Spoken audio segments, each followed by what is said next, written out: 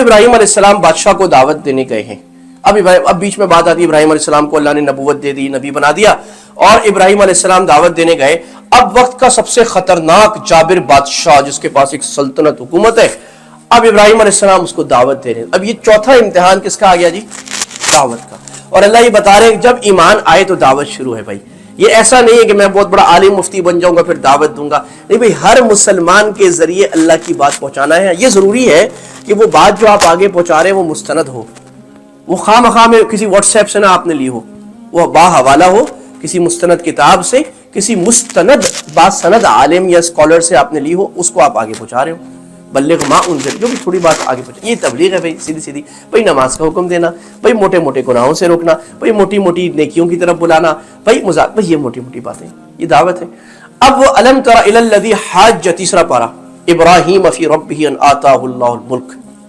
اب ابراہیم علیہ السلام شداد کو دعوت دینے گئے تو وہ لڑائی کر رہا ہے, اور وہ اللہ فرما رہے اس بات پر اترا رہا ہے اور تکبر کر رہا ہے کہ اللہ تعالیٰ نے اسے بادشاہت دی. انداز دیکھیں نا, ابراہیم علیہ السلام سے جھگڑا کر رہا ہے اور غصہ کر رہا ہے اس بات پر کہ میں بادشاہ ہوں, لیکن بھئی تجھے بادشاہت کس نے دی ہے؟ اللہ فرماتا آتاہ اللہ, اللہ نے بادشاہ دی. اذ قال ابراہیم, اب ابراہیم علیہ السلام نے دلیل سے اس سے مناظرہ شروع کیا. تو دلیل سے, لاجک سے کسی کو سمجھانا برا نہیں ہے. قرآن جگہ جگہ لاجیکل بات بھی کرتا ہے, ایموشنل بات بھی کرتا ہے. قرآن addresses the mind as well and the heart as well. تو اب انہوں نے کہا کہ ربی الذی یحیی و یمیت, میرا اللہ. اس نے کہا تمہارا رب کون ہے؟ رب تو میں ہوں. تو آج جیسے آج جو the liberalism actually it says that I am my own Lord. It's a humanism. You remember, we get deceived by what do you mean by humanism?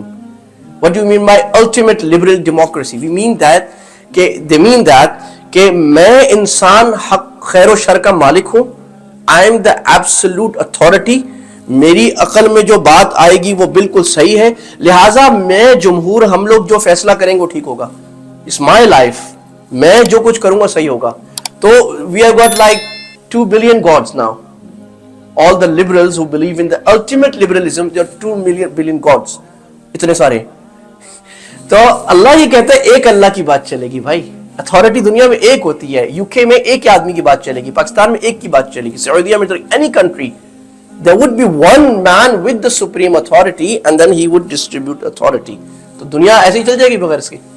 تو ابراہیم علیہ السلام نے کہا کہ میرا اللہ تو وہ ہے جو زندہ کرتا ہے اور مارتا ہے. تو نمرود نے کہا انا احیی و امیت, یہ کوئی بڑی بات ہے, میں بھی زندہ کرتا ہوں مارتا ہوں. تو اس نے ایک بیچارے بے گناہ آدمی کو بلایا اور مار دیا. کہا دیکھا میں نے مار دیا.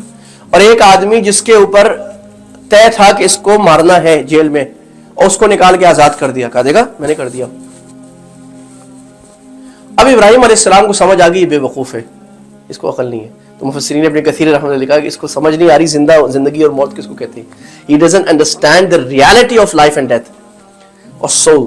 تو ابراہیم علیہ السلام نے دوسرا اچھا کہا چلو. ابراہیم علیہ السلام چھوٹے آدمی 20 سال کے اندر کوئی ٹینیجر ہے, اللہ نے سمجھ. ابراہیم علیہ السلام نے کہا ان اللہ یأتی بالشمس من المشرق فأتی بها المغرب, میرا اللہ سورج کو مشرق سے نکالتا ہے تم مغرب سے لے آؤ. اللہ کہتے ہیں فبہت الذی کفر, he was gobsmacked, وہ برا پڑ گیا اور چپ ہو گیا, اس کو کوئی جواب نہ بن پڑا.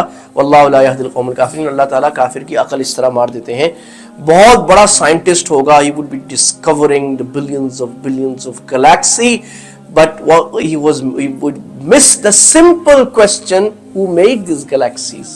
سمپل کوسچن اتنا بڑا ہے, کفر کی وجہ سے اللہ عقل پہ کہیں پردہ ڈال دیتے ہیں بہت سمجھدار ہونے کے باوجود.